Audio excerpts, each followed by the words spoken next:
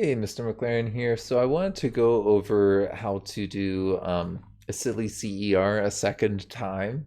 You could do this without the video and just try and do it on your own, and then skip to the end of this video and compare what you've got compared to what I have, and then watch this video or whatever part you need to using the timeline on the bottom.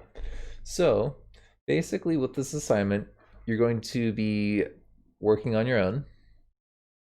Um, and you're going to be picking one of these claims or making up your own one, and then thinking about what evidence you could collect and what procedure you would do to do that, and all that to practice labeling the colors of all these different parts of a scientific argument.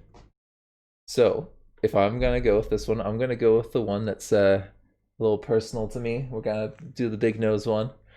We're going to say that maybe people with bigger noses can smell better, right? Um, we'll see. This is one of those things where it's probably a little more complicated than this, but you could see that by trying to design some experiments and looking at your results. So I'm gonna say that people actually, honestly, the claim's written in a complete sentence already right there, so I think I can just copy paste that. Yeah, just reading that alone, I know exactly what the topic is. I know what you're saying, that bigger nosed people are superior smellers. They're better at smelling. I mean, I know some people with big noses that have bad senses of smell, but maybe we want to try and prove this. Maybe in general they do have a good sense of smell. Maybe that person I know is an exception to the general rule. So I'm gonna pick some evidence and then write about it. So the first one that I came up with was, well, if I think of someone who's got a better sense of smell, they can smell things from further away, or they might be able to smell things that are like more like slight, like hard to detect smells. Like they might have a better range of things that they could smell, as well as like a distance. You know what I mean? So I want to think about some sort of experiment that I could do. Maybe one experiment around the distance and another one around strength. But I want to do only one at a time. So this first one, let's maybe do around distance. So um, my friends and I tested out our ability to smell compared to the size of our nose, or our noses. Um, we did this by pouring 50 milliliters of vinegar into a glass jar, and then sitting some distance away for 1 minute and recording if we could smell it or not, or something like that. You're just giving a brief description of what you did. You're not going to go into a ton of different detail about that. And you could say, we found that bigger noses did have a longer distance they could smell. Something in general. I'm not going to go into every single little number here. You could imagine that you could have like even a data table here where you're like talking about specific numbers. We're not going to do that for a silly CER, but you could imagine trying to do that.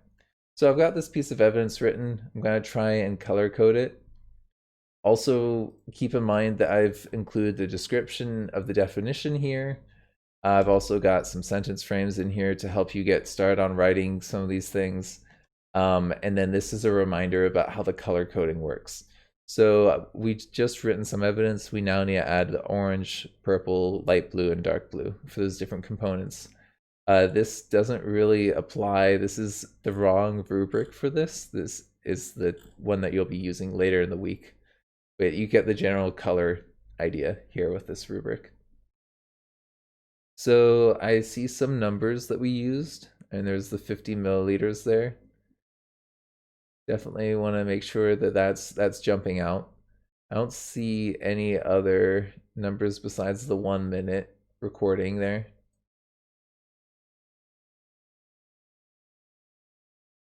And so I think that this is what we observed right here. We ended up observing that bigger noses could smell further in general, but that wasn't. I would say that most likely this is not going to be clearly cut and dry where, yes, it was always bigger noses had better sense of smell.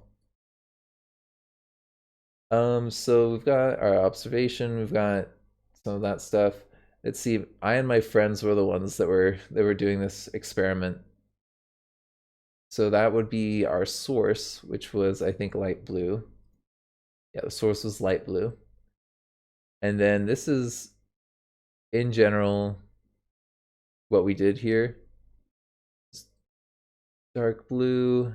And this is talking about what we were using and the how we were measuring the different distances. Yeah, this is telling me a little bit about the procedure or like the instructions that you would give someone.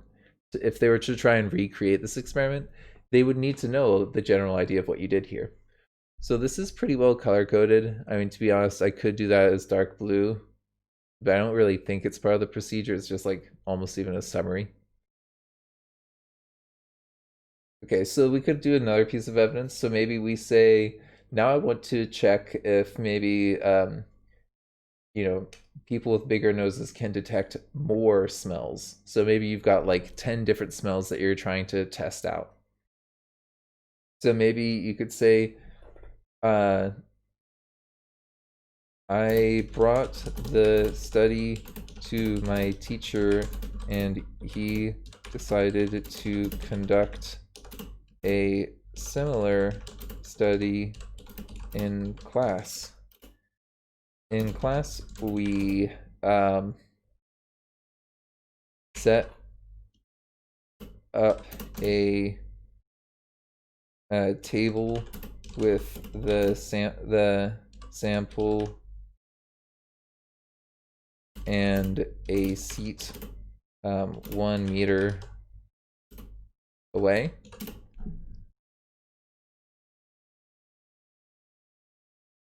Sorry, I just gotta spell check a little bit.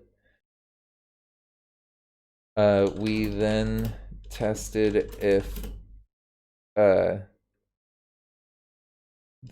person could smell vinegar, let's say rubbing alcohol, I don't know. Let's say let's go with a couple other things. Like you could say maybe like mint oil, rosemary oil, um I don't know. I'm trying to think of other things like that smell a whole lot. Lavender? Lavender oil. So you've got all these different things that you probably would know like the exact concentration that you have of these things as well, and you'd probably record that, but we're not going to do that for now. It's just too much detail for our purposes. So we've kind of talked about what we tested. This is telling us a little bit about what we were doing in that test, what we're comparing. We found this time that bigger noses could detect more smells. We found that an increase of nose size by 30% increases the average ability to smell the samples from, let's say, 5 out of 10 to 8 out of 10. Or maybe let's do 7 out of 10. So you gave a little bit more detail here. I like this. This is nice, giving a little bit more detail. If you can give that, you should.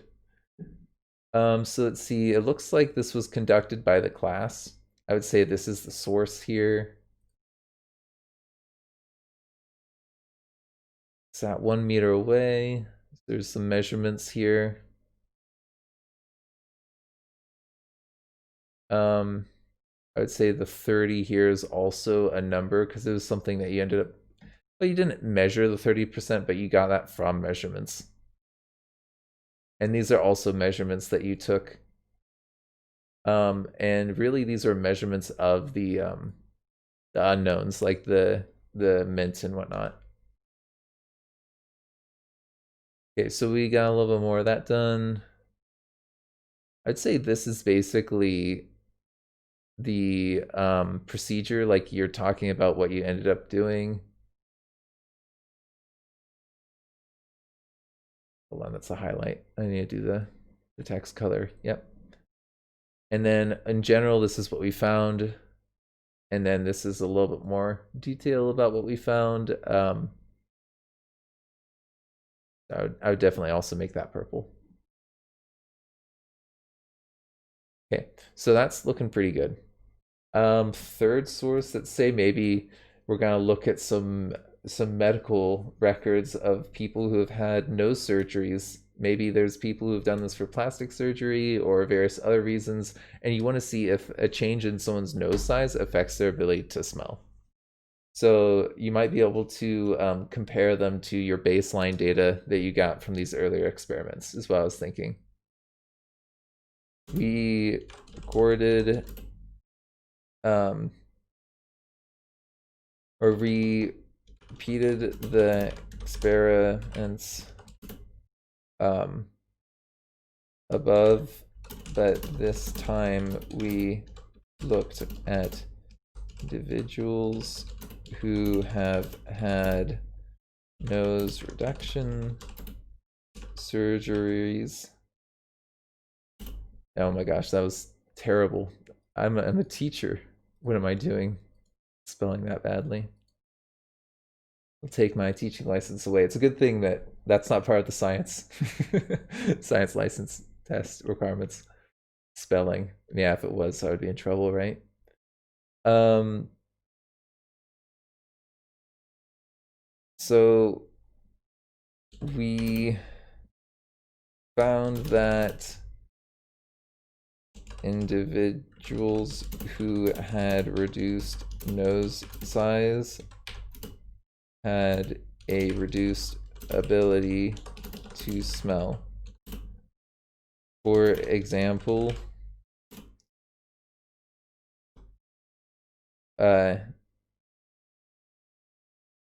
let's say there was a 10% reduction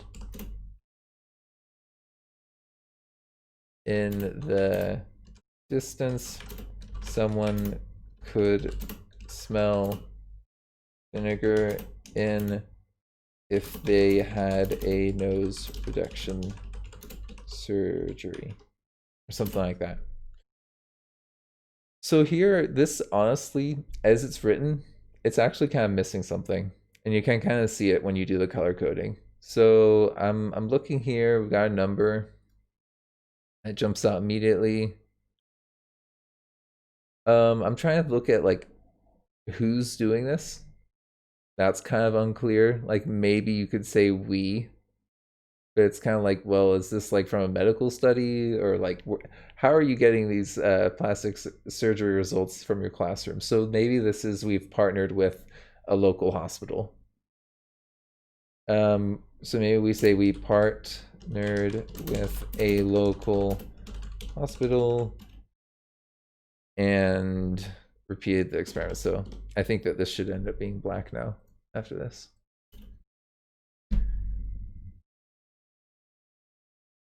And then so now we're saying that's our source. That's good. Now that I've got that in there, I know who's doing it. I'm also looking at our observations. Our observations here is right here. This is really our observation, and then we go into a little bit more detail there. So I'm gonna make that purple. Yep, and that will also be purple. It's also part of the observations. This is maybe the dark blue, but I feel like this isn't good enough. Because you've just told me you repeated the experiments, but this time we looked at individuals who had nose reduction surgeries.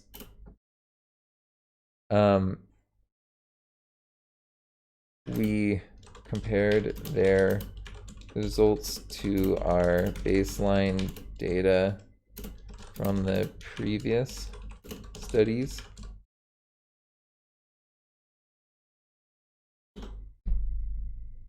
I mean, it's getting better. I mean, you could honestly include a little bit more here, and it might make it a little bit better. I think that this is starting to look like a pretty good argument that noses that are bigger allow you to smell better. It's definitely looking like, oh, well, they're able to smell further, they're able to smell more things, and if you reduce the size of the nose, you can't smell as well. Okay, it seems pretty conclusive. In reality, it's probably not going to be that clean. In reality, it's actually probably doing more with genetics than the nose size. But we're being silly, right?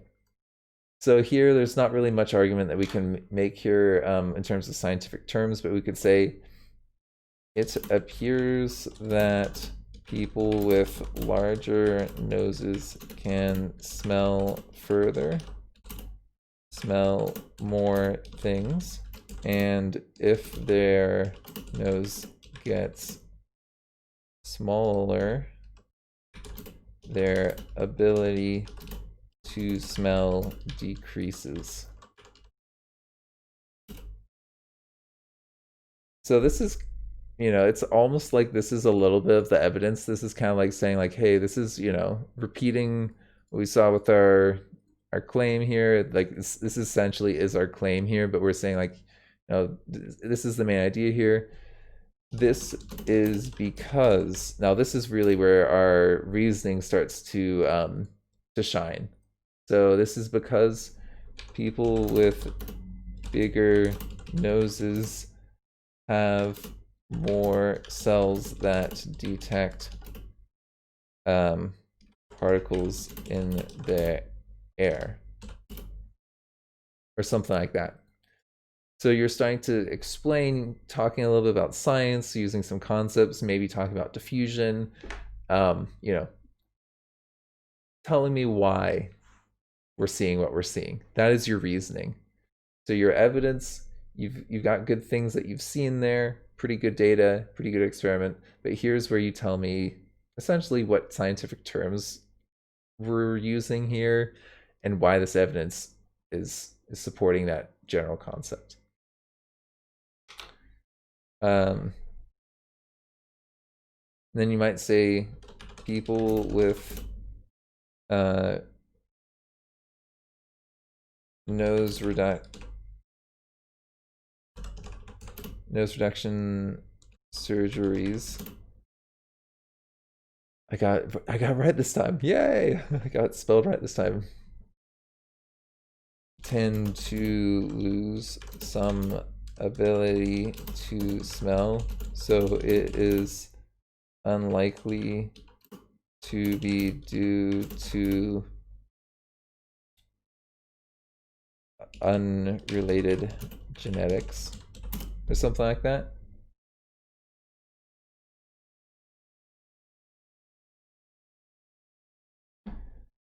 It would be interesting to see if nose extensions might prove to improve, or might, let's just say improve, might improve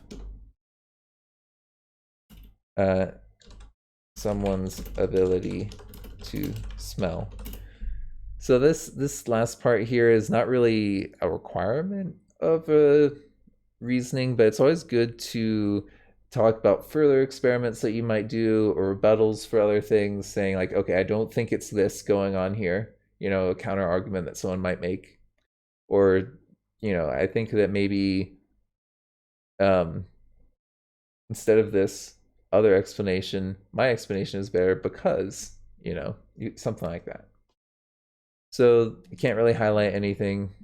Reasoning doesn't really make sense with this. It's not really a scientific idea right now. But yeah, that's the second silly CER. Oh my gosh, so many sounds. It's a good thing I got this to soften the sound. All right, I'll see you in class.